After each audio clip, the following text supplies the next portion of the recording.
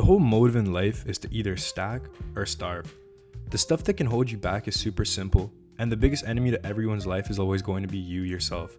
The way that you hold yourself up, the way that you motivate yourself, the goals that you set, and most importantly, who you keep around you, are all these factors that shape who you currently are and who you're going to become. The point of my YouTube channel isn't to tell you that you're uneducated or stupid, because the first step to getting better is always going to be to try and understand what's causing you to feel pissed off or even lost, and the simple fact that you do understand something is wrong means that you're on the right track. I myself was in a relationship for 5 years that ended in me being an idiot. I was often mistreated, I was a simp at times, and I was the most feminine version of myself. This affected my views on other women, believing that there are no good females out there, the way that I handle moments of pressure, and also even my own dignity. But what this relationship also taught me was valuable information on how to handle future scenarios, especially with women. I bring myself forward to this platform to try to connect with other like-minded individuals to share my own experiences, and to talk about how you can just say no to these awful people, lock yourself in, and finally start seeing change. Money. The most important asset to our future as men is always going to be our financial freedom. This is able to be depicted on many things in the year 2025, and the simplest route of this and success is always going to be entering a college or university degree in a field that you enjoy to at least maximize some sort of future funds. You should also always be focusing on how you can earn money on the side, but this can always be a topic for another video. The reason that money is super important to understand so early on, and the reason that I do emphasize it, is that when you're in a toxic relationship, men are always supposed to pay for everything. I spent thousands of dollars on my ex on stuff as simple as sushi, bubble tea, little stupid plushie toys, flowers that mean zero to us but mean the world to them. And looking back, it is cool to be a lover boy and also wanting something, but let's be honest. How many of your friends are actually in good relationships? And if they are, please assess it yourself. I've graduated college, and out of all those relationships that I knew in high school, about one of those high school relationships has actually lasted since then, and all of the others have failed. College relationships are honestly even worse because you're now surrounded by idiots who attempt to be smart but are a little older and just don't understand the idea of casual sex yet, and they need to put titles on stuff to feel like they aren't being played or used around.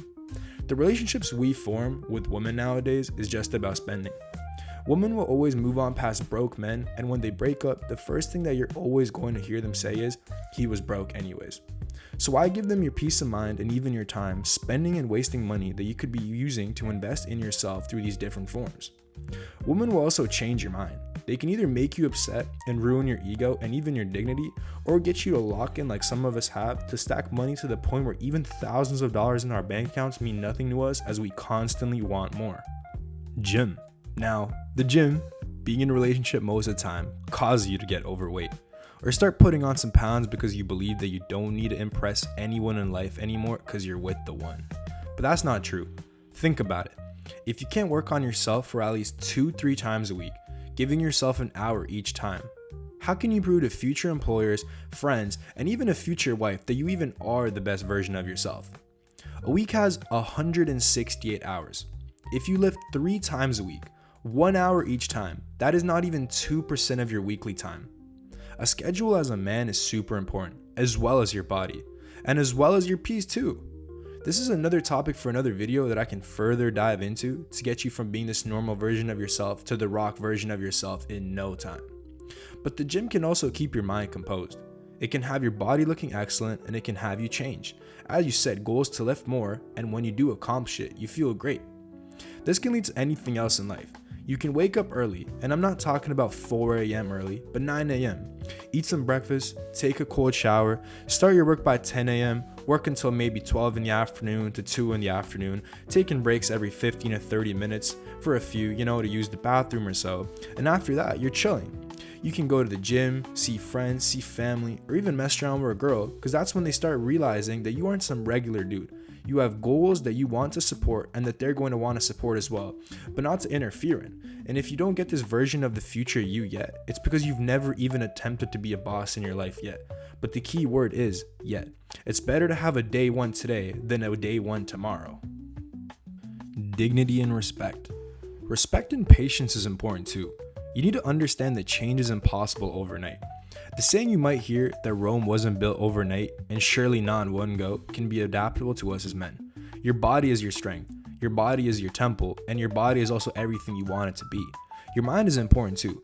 Being able to read and educate yourself on topics that matter is actually super good.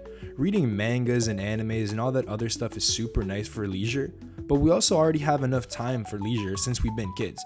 And I don't think that you really need any made up characters to help you with that, because then you'd really need some help and not me.